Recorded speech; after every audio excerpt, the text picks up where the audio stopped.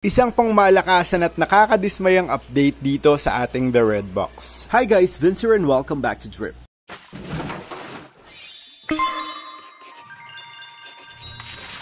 Lahat ng mag-order sa aming TikTok shop ay makakatanggap ng Jinbei stickers, so add to cart na Drip, checkout mo na yan. Dried tubi, dried tubi, dried tubi. Ano pang hinihintay mo? Add to cart na Drip, checkout mo na yan. Para sa mga bagong followers ng Drip by Vinci, etong setup na to ay tinatawag natin na The Red Box. Dahil ang pinaka-goal ko talaga dito is punuin to ng mga firecracker balloon na plati. So yung kulay nun ay pulang-pula. So pag marami sila, mukha silang pula. Kaya siya The Red Box. Unfortunately, yung mga firecracker na nabili ko ay hindi naman siya nanganak or hindi man lang nagka-fry. Another bad news, yung unang nangyari is yung male ay nawala.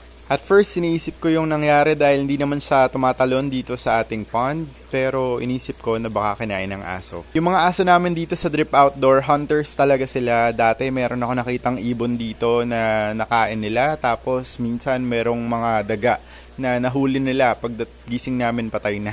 A few days ago, pag sumisilip ako dito sa may outdoor, tapos nakapatay yung ilaw dito, nakikita ko na nakakatungtong yung aso dun sa may area na yun.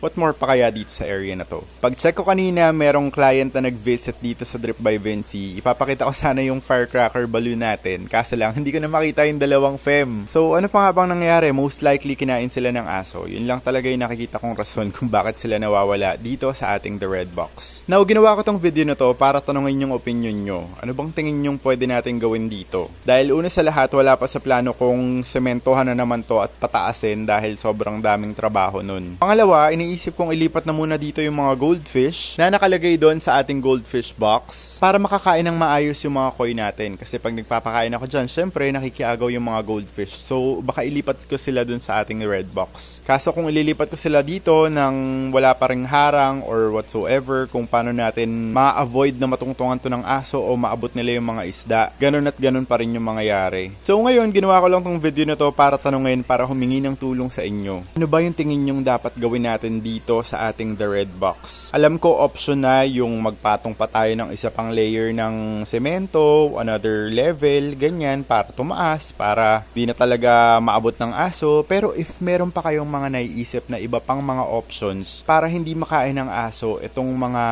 isda natin na ilalagay dito sa Red Box in the future, please let me know on the comment section. Kailangan ko talaga yung tulong nyo.